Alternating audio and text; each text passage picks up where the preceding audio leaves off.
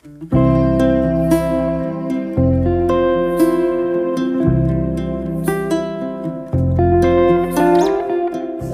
warahmatullahi wabarakatuh. Salam sejahtera untuk kita semua. Perkenalkan, nama saya Hairudin Hafid, dosen pada program studi manajemen Fakultas Ekonomi Universitas Sulawesi Barat. Pada kesempatan ini, izinkan saya untuk terlebih dahulu memperkenalkan spesifikasi bidang keahlian saya, yaitu manajemen sumber daya manusia. Dan pada kesempatan ini pula, saya akan menjelaskan terkait salah satu mata kuliah yang sesuai dengan bidang keahlian saya dan merupakan salah satu mata kuliah inti pada program studi manajemen Fakultas Ekonomi, yakni mata kuliah manajemen sumber daya manusia internasional. Nah, mata kuliah manajemen sumber daya manusia internasional ini berbobot 3 SKS dan berada pada semester ganjil, yakni pada semester 7. Mata kuliah ini disusun oleh tim teaching dan salah satu timnya adalah saya. Capaian pembelajaran untuk mata kuliah ini yang pertama, mengetahui dan menganalisis konteks manajemen sumber daya manusia internasional, di mana tren-tren dan tantangan-tantangan di lingkungan kerja global mendesak perubahan-perubahan operasi perusahaan-perusahaan multinasional yang memiliki konsekuensi-konsekuensi untuk manajemen sumber daya manusia pada konteks perusahaan multinasional. Kemudian yang kedua, mahasiswa dapat mengetahui tentang bagaimana jalur-jalur perusahaan-perusahaan internasional untuk masuk menjadi perusahaan-perusahaan multinasional, baik dari segi tanggapan-tanggapan struktural, pengendalian, dan mekanisme koordinasi, dan cara operasi yang digunakan dalam berbagai pasar internasional. Selanjutnya yang ketiga, mahasiswa mengetahui bagaimana pendekatan-pendekatan yang digunakan dalam menyusun staf operasi internasional, alasan-alasan dan tipe-tipe penugasan internasional, serta peran-peran yang dimainkan oleh para ekspatriat. Yang keempat, mahasiswa mengetahui bagaimana pengaruh pertumbuhan secara internasional terhadap fungsi SDM korporat. Deskripsi mata kuliah ini yakni bahwa mata kuliah manajemen sumber daya manusia internasional ini merupakan mata kuliah yang mengkaji tentang konteks perusahaan multinasional di mana aktivitas-aktivitas dan fungsi manajemen sumber daya manusia internasional terjadi.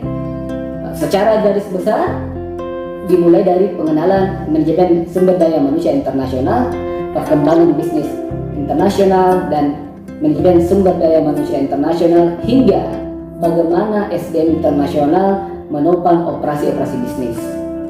Adapun bahan kajian dalam mata kuliah ini, yang pertama konteks perusahaan multinasional, kemudian yang selanjutnya mengelola dan mendukung penugasan-penugasan internasional, kemudian yang selanjutnya isu-isu sumber daya manusia global, yang selanjutnya pengembangan SDM, dan selanjutnya aktivitas-aktivitas dan praktik-praktik manajemen sumber daya manusia internasional dan manajemen sumber daya manusia internasional di masa depan.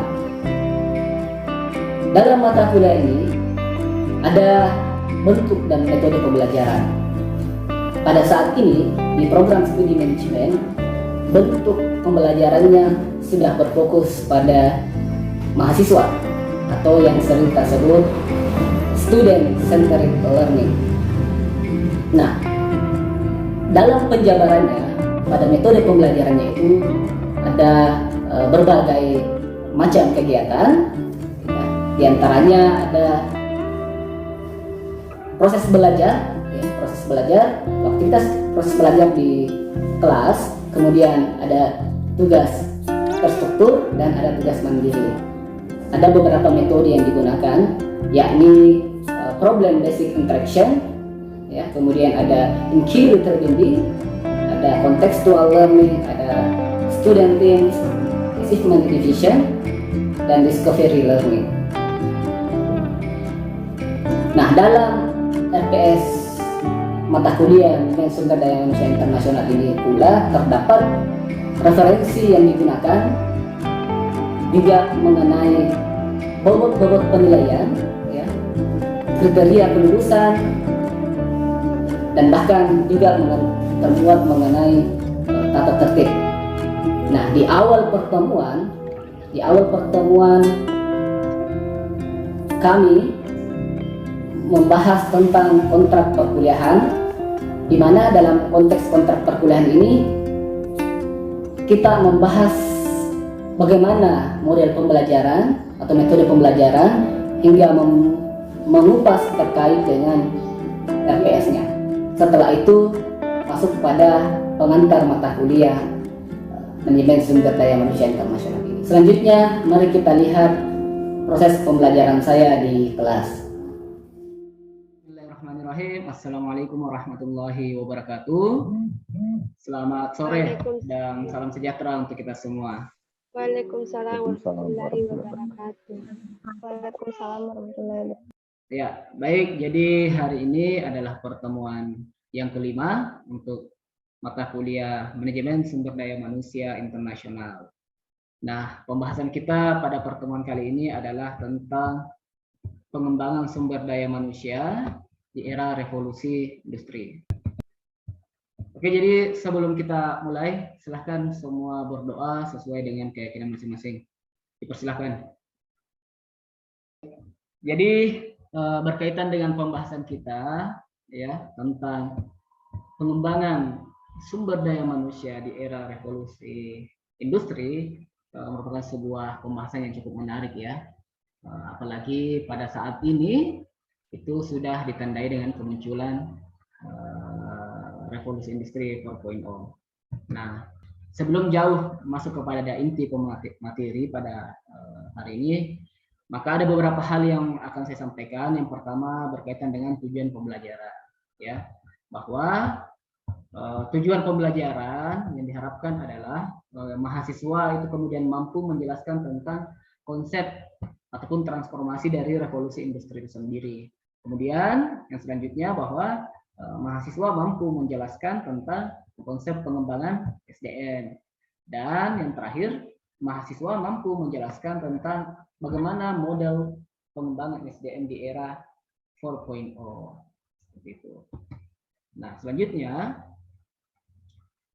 pokok pembahasan kita ada 5. Yang pertama, konsep revolusi industri 4.0, kemudian transformasi revolusi industri, kemudian tantangan dan peluang, kemudian konsep pengembangan, dan yang kelima adalah model pengembangan SDM atau Human Resources Pyramid 4.0. Nah, apa sih yang dimaksud dengan revolusi industri? Nah, sebelum kita masuk pada penjelasan itu sendiri, bahwa istilah industri 4.0 itu secara resmi dipresentasikan di Jerman, ya, di Jerman pada tahun 2011 oleh para pakar di sana. Nah, industri 4.0 merupakan sebuah nama tren otomatisasi dan pertukaran data terkini, ya, pertukaran data terkini dalam teknologi serta bagian dari keberlanjutan yang logis 3 revolusi industri sebelumnya. Jadi ada revolusi industri sebelumnya, ya. Revolusi industri tersebut telah tertransformasi. Yang pertama itu di sekitaran tahun 1760 sampai 1840. Revolusi industri pertama ini ditandai dengan dikembangkannya mesin uap, ya. Jadi adanya mesin uap oleh James Watt pada abad ke-18. Kemudian di revolusi industri yang kedua itu ditandai dengan terciptanya tenaga listrik sebagai sumber utama, ya. Kemudian muncul lagi revolusi industri ketiga atau generasi ketiga, ini ditandai dengan perkembangan semikonduktor, ya, dan proses otomatisasi. Nah, jadi di tahun 2011 itulah kemudian muncul revolusi industri 4.0 dengan ditemukannya salah satu grand design, ya, yaitu Internet of Things, IoT. Seperti itu. Oke, nah sekarang dengan adanya revolusi industri tersebut, Ya tentunya ada berbagai tantangan yang dihadapi. Ya, ada berbagai tantangan yang dihadapi, yakni bahwa adanya gelombang otomatisasi dan digitalisasi yang sangat berdampak pada peran SDM. Ya. Yang pertama ada efek disruptif, yaitu bahwa industri-industri lama itu kemudian dirusak, ada creative distraction di dalamnya, sehingga menghasilkan industri-industri baru. Jadi istilahnya bahwa industri-industri lama itu telah dirusak dengan adanya kemajuan-kemajuan teknologi, ya, karena kemunculan model-model atau bisnis-bisnis atau proposisi baru ya dalam dunia industri. Kemudian ada pengangguran massal, itu di era industri 4.0 ini juga semakin banyak pekerjaan yang tergantikan oleh robot atau otomatisasi. Nah, yang ketiga itu ada ketimpangan ekonomi. Ya, ada ketimpangan ekonomi, yaitu melebarnya ketimpangan ekonomi antara pemilik modal baik fisik maupun intelektual dengan penduduk yang mengandalkan tenaga kerja murah. Ya, seperti itulah tantangan yang dihadapi pada era saat ini. Nah, selanjutnya selain tantangan, ternyata ada peluang yang bisa kita petik. Ya, bahwa sumber daya manusia atau SDM itu merupakan salah satu determinan utama. Ya, meskipun tadi banyak tantangannya, tetapi di sisi lain bahwa ada peluang-peluang yang kemudian bisa dimanfaatkan di era revolusi 4.0 ini. Yang pertama bahwa ada inovasi ekosistem. Jadi ekosistem industri dilakukan secara digital melalui teknologi internet berbasis cloud. Ya, inovasinya mengarah kepada teknologi. Ya, seperti itu. Sehingga profitnya itu kemungkinan itu tidak terbatas seperti itu. Kemudian ada yang kedua, industri yang kompetitif. Nah, semakin berkembangnya teknologi ini itu akan mengarahkan kepada sebuah persaingan, ya, sebuah kompetisi yang sehat antar para pelaku karena terbukanya informasi-informasi sehingga persaingan itu semakin ketat. Kemudian ada investasi teknologi. Jadi industri semakin kuat untuk berinvestasi pada bidang teknologi, ya. Kemudian yang keempat ada kolaborasi dan integrasi. Jadi kolaborasi dan integrasi antar perusahaan atau industri menjadi salah satu pilihan tepat, ya, pada kompetisi-kompetisi yang terjadi di era revolusi industri 4.0 ini. Nah, selanjutnya kita tadi sudah membahas tentang konsep revolusi industri, maka kita akan mengarahkan kepada konsep pengembangan. Nanti kita akan mengaitkan bagaimana sih model pengembangan SDM di era revolusi industri. Oke, jadi di sini ada sebuah definisi yang saya kutip dari Rowley dan Injection, pendapatnya ya, bahwa the development of human resources is a process undertaken to develop the knowledge, skill, and ability of workers. Jadi bahwa pengembangan SDM itu adalah sebuah proses terhadap pengembangan pengetahuan, skill maupun kemampuan.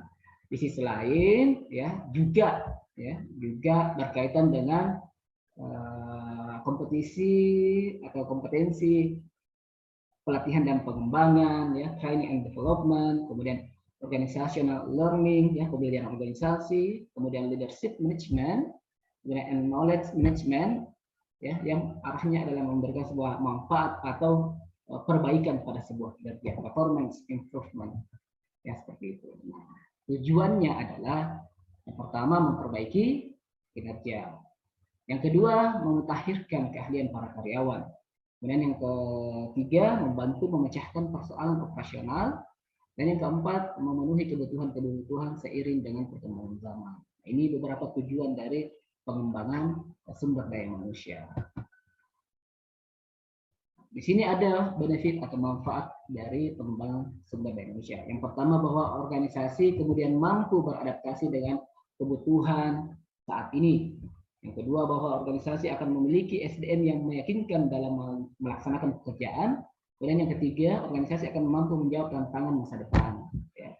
Jadi ternyata di masa depan itu ada tantangan, ya, sama seperti kalian, ya, seperti mahasiswa, bahwa tantangannya di masa depan itu adalah berkaitan dengan dunia kerja ya. Anda setelah menjadi mahasiswa itu akan bergeser kepada dunia kerja. Nah, tentunya pergeseran ini itu akan mengalami yang namanya proses dan akan banyak tantangan yang akan kalian hadapi nantinya. Sehingga perlu ada pengembangan ya, perlu ada pengembangan dari diri kalian masing-masing. Misalnya seperti itu. Ya, kemudian selanjutnya bahwa program organisasi tidak akan ketinggalan dari pesaingnya. Oke, kemudian yang kelima, peningkatan prestasi karyawan secara individual atau kelompok. Dan terakhir bahwa mekanisme organisasi lebih fleksibel. Ya, inilah beberapa manfaat yang kemudian bisa didapatkan oleh sebuah perusahaan atau organisasi ketika memanfaatkan konsep pengembangan SDM. Ya. Kemudian ada model pengembangan SDM di era revolusi industri 4.0, bahwa untuk mendapatkan SDM yang kompetitif dalam industri 4.0 itu dibutuhkan penguasaan literasi baru. Nah, karena ya, tren teknologi semakin pesat ya, distraksinya begitu pesat, maka kita membutuhkan literasi baru. Yang pertama itu literasi data ya. Jadi ada kebutuhan terhadap literasi data. Data misalnya kita bisa mengakses basis data di internet ya. Ataukah Anda memanfaatkan misalnya yang biasa menggunakan Google Drive atau Cloud dan lain sebagainya ya, kira-kira seperti itu. Kemudian yang kedua ada literasi teknologi, ada coding, ada artificial intelligence ya, atau sebuah proses memahami bagaimana penggunaan teknologi dalam kerjaan dan dalam memanfaatkan basis teknologi dalam aktivitas pekerjaannya. Kemudian yang ketiga ada literasi manusia. Nah, ini juga menjadi penting juga ya. Literasi manusia itu adalah bagaimana hubungan dengan sesamanya, dengan rekan kerjanya maksud saya, kemudian juga dengan stakeholder yang ada. Kemudian ada pola komunikasi. Nah, pola komunikasi yang baik tentunya akan memberikan sebuah informasi yang tepat, yang akurat, yang mampu dipahami oleh lawan komunikasinya. Ya, seperti itu. Kira-kira seperti itu model pengembangan SDM-nya. Oke, kemudian ada model Human Resource Pyramid 4.0 ya, yang diperkenalkan oleh Widagdo dan Taufik. Ya. Widagdo dan Taufik memperkenalkan sebuah model piramid, sebuah model piramid. Yang pertama ada ini intermultidisiplin. Ya. Intermultidisiplin ini merupakan model pengembangan yang berbasis multidisiplin. Jadi jangan hanya fokus pada satu disiplin ini saja. Ya, seperti itu kira-kira menurut Widagdo tadi. Nah, yang kedua itu ada problem solving oriented. Jadi berbasis pemecahan masalah. Ya, berbasis pemecahan masalah. Nah, yang ketiga adalah interpersonal skill. Bagaimana kemudian kemampuan skill seseorang itu dilakukan peningkatan. Kemudian yang keempat, technology based of innovation. Jadi berbasis inovasi teknologi, ya kira-kira seperti itu. Nah, model inilah yang kemudian bisa diterapkan oleh perusahaan atau organisasi dalam rangka mengembangkan sumber daya manusia yang dimiliki. Ya, kira-kira seperti itu.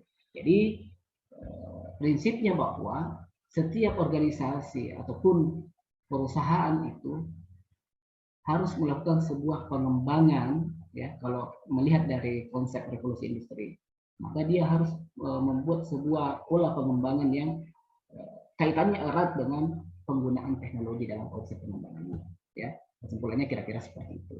Oke. Yang terakhir mungkin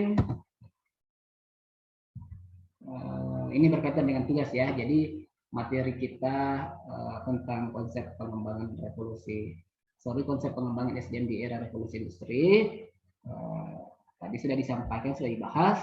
Maka nanti di pertemuan berikutnya saya ingin lihat tugasnya ya. 3 hari ke depan tugasnya sudah dikumpul ya. Tugasnya itu membuat makalah tentang implementasi model pengembangan SDM menghadapi revolusi industri 4.0 ya, baik sebuah perusahaan atau industri ya, dikumpulkan di LMS-nya, e-learning-nya seperti itu. Oke, jadi kira-kira seperti itu. Jadi pada prinsipnya adalah perusahaan itu sebaiknya melakukan sebuah pengembangan terhadap sumber daya manusia yang dimiliki dengan memanfaatkan basis teknologi. Seperti itu kira-kira. Oke, baik. Mungkin ada yang mau bertanya, silahkan. Kalau yang mau bertanya, silahkan. Saya Pak. Ya, Mita ya, silahkan Mita.